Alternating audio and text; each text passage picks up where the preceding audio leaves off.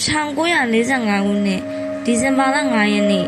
အမေရိကန်ရေတပ်ကဘုံကျင်းလေယာဉ်5စီးဟာလေ့ကျင့်ရေးဆင်မှုထွက်ခွာသွားခဲ့ပါတယ်။ဒါပေမဲ့နိုင်အနှဲငယ်အကြာမှာပဲလေယာဉ်မိုးစီကနေကျွန်တော်တို့ဘယ်ရောက်နေမှမသိတော့ဘူး။အရာအလုံးကထူးဆန်းနေတယ်။သမုတ်တရားကြီးကပုံမှန်မဟုတ်တော့ဘူးဆိုတော့နောက်ဆုံးရေဒီယိုသတင်းစကားနဲ့အတူ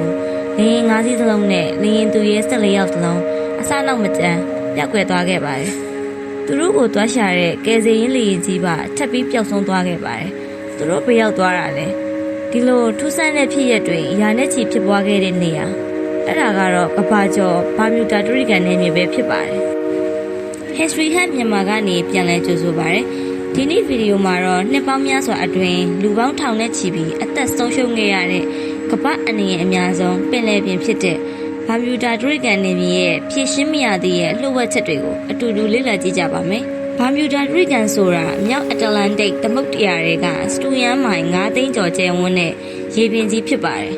မိုင်ယာမီပွာတိုရီကိုနဲ့ဘာမြူတာဆိုတဲ့နေရာ၃ခုကိုဆက်ဆွဲလိုက်ရင်တရိကန်ပုံစံဖြစ်နေတာကြောင့်ဒီနာမည်တွင်သွားတာပါဒီနေရာရဲ့ထူးဆန်းမှုတွေကိုလွန်ခဲ့တဲ့နှစ်ပေါင်း900ကျော်1492ခုနှစ်ထဲကကမ္ဘာကျော်စူးစမ်းရှာဖွေသူခရစ္စတိုဖာကိုလမ်ဘတ်ကိုယ်တိုင်မှတ်တမ်းတင်ခဲ့ပူပါတယ်သူ့ရဲ့မှတ်တမ်းတွေထဲမှာဒီရေပြင်ကိုဖြတ်သွားခြင်းကောင်းကင်ကနေမီးလုံးကြီးတွေပင်လယ်ထဲကျလာတာကိုမြင်ရတဲ့အပြင်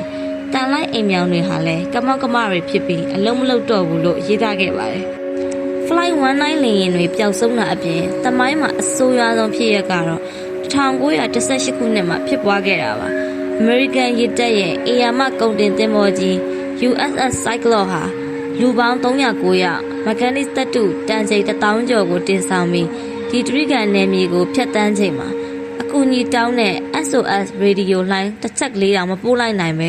ရုတ်တရက်ကြီးအစနာမကျန်ပြောက်ကွယ်သွားခဲ့ပါတယ်။သင်္ဘောကြီးတစ်စင်းလုံးနစ်မြုပ်သွားတာတော့အပျက်စီးအစနာ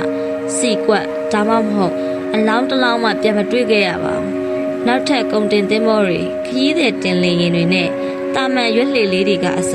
ဒီနယ်မြေထဲရောက်သွားရင်အငွေ့ပြန်သွားသလိုပျောက်ဆုံးသွားတတ်ပါတယ်။ဒီဖြစ်ရပ်တွေနဲ့ပတ်သက်ပြီး theory အမျိုးမျိုးရှိပါတယ်။ပထမတစ်ခုကတော့တန်လိုက်ဆက်ကွင်းပြဿနာပါ။ဒီနေရာဟာကဘာပေါ်မှာတန်လိုက်မြောက်စွန်းနဲ့အစစ်အမှန်မြောက်ရက်တစ်ထပ်ထဲကျတဲ့ရှာရှာပပနေရာဖြစ်လို့တန်လိုက်အိမ်မြောင်တွေကကမောက်ကမဖြစ်တတ်ပါတယ်။ဒုတိယတစ်ခုကတော့မီသိန်းဓာတ်ငွေတွေပါ။ပင်လယ်ကျမ်းမြေကနေရုတ်တရက်ပောက်ကွဲထွက်လာတဲ့အေယာမဓာတ်ငွေပူစီပေါင်းကြီးတွေကြောင့်ရေရဲ့တိတ်သီးစာရော့ကျသွားပြီးတင်မော့ရဲ့ချက်ချင်းနစ်မြုပ်သွားတာလို့သိပ္ပံပညာရှင်တချို့ကယူဆကြပါတယ်။ဒါပေမဲ့ဗဟေတိတွေကိုယုံကြည်သူတွေကတော့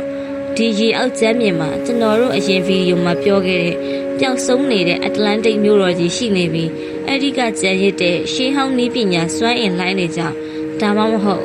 ဂျိုသားတွေရဲ့ကြားပြတ်ဖန်ဆီးမှုတွေကြောင့်လို့ပဲယုံကြည်နေကြဆဲပါ